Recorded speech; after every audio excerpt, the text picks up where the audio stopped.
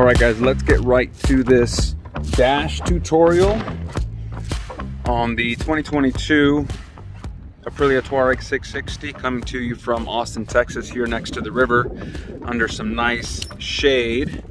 I turn the key on and you see the Tuareg 660 has the bigger screen from the 1100s, unlike the Tuono 660 and RS 660. So this is definitely an upgrade, I believe, from the other two 660 models.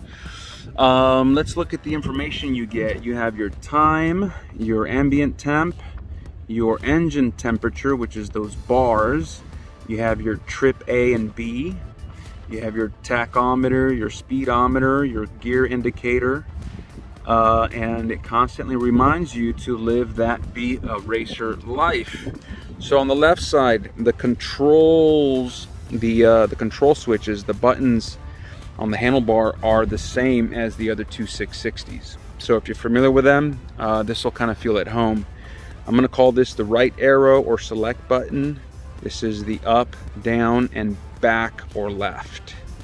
Okay, so first of all, the map button. This is your kill switch. Let me back up a little bit. This is your kill switch. This is your on and start button. This is your ignition on and start button. Well, yeah, you get what I'm saying. This is your map button. I tap it, and you see the maps changing quickly, just like the other 660s. There's 4 maps available to you: urban, off-road, individual, and explore. Explore and urban are not customizable. Off-road and individual are. So let's get into, by holding the right arrow or the select button, it takes you into this menu screen, and I press up or down. Actually, let me back up a little bit.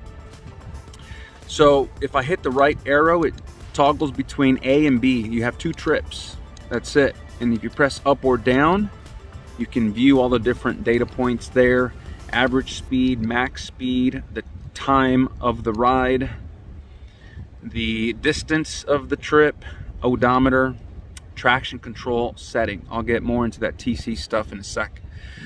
Now, if I hold the right arrow, it takes me to the menu options. Pressing up or down will toggle, very intuitive. That's the dashboard. If you press the right arrow, you can change the clock stuff, self-explanatory. Display, if I go into that by, again, hitting that select or right arrow, you can change the display mode. It's currently on auto, meaning that daytime, nighttime, it'll turn dark or light. The backlight is currently at 7. Let me bring that up by tapping the right arrow to the brightest setting of 10. Vehicle, let's go into that real quickly. Headlamp mode is auto, meaning it'll turn on at night. Emergency brake light is on. When you brake hard, all the turn indicators will flash. Shift light is set at 9,000 RPMs. Calibration is for when you change, like chain and sprocket ratio, tire sizes, things like that. Your shop, your service shop, unless you do it yourself, will need to calibrate that after the work is done. And that's it for that. Going into the riding modes, which is the big deal. Again, 4 riding modes. These 2 up here are customizable: off-road and individual. Urban and explore are not. Let's go into explore. You have traction control, which is self-explanatory. Engine braking. Settings of 1 through 3. The higher the number, the more assistance you get from the motorcycle. So meaning if you're at engine braking 3, the bike is going to slow down the most when you close the throttle in gear.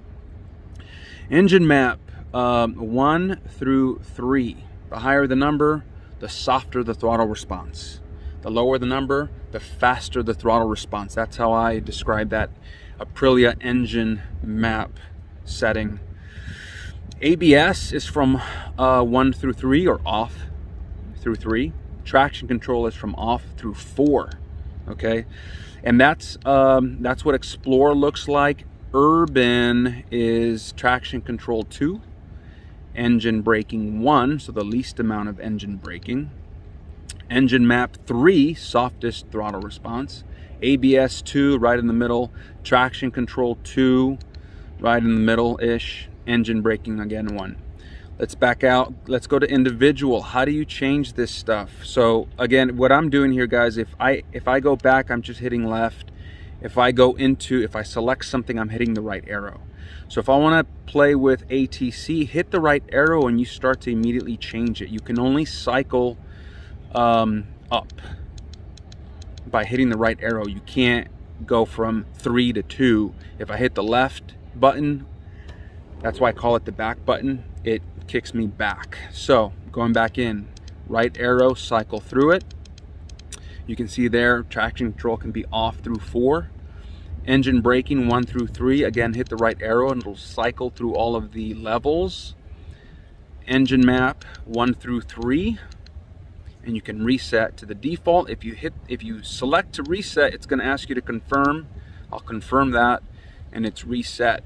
Off-road, very similar, unless there's something I'm missing. If there is, I'll add it to the description of this video, but it looks very similar to individual, so it's really cool. I think that you get to have 2 custom maps for, you know, different terrains, different environments, different loads, where you can change it with the tap of this button, that one. That's the maps. 4 different maps. This dash and the interface and the buttons are a lot more intuitive than the other 2 660s as I keep playing with this thing. What else, guys? What else? Do you guys want to take a look at the headlight? I'll turn the bike on real quick.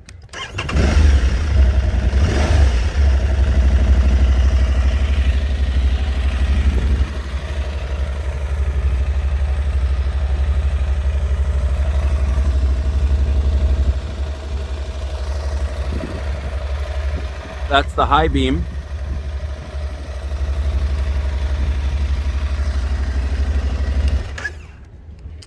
I'll link the walk around video and my first ride review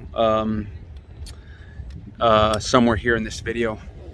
What else? Did I mention already that the maps are color coordinated? Explore is green, Urban is blue, Off-road is brownish, individual is like, I don't know what that is, a dark blue, green blue. Anyway, I think that's it, guys. If you have any questions, let me know. I'm quick to answer. If I don't know the answer, I'll find out and post the answer. Awesome bike, guys. I think that's it from humid, hot, really cool Austin, Texas, here next to the river. Thank you, guys. See you soon for a lot more.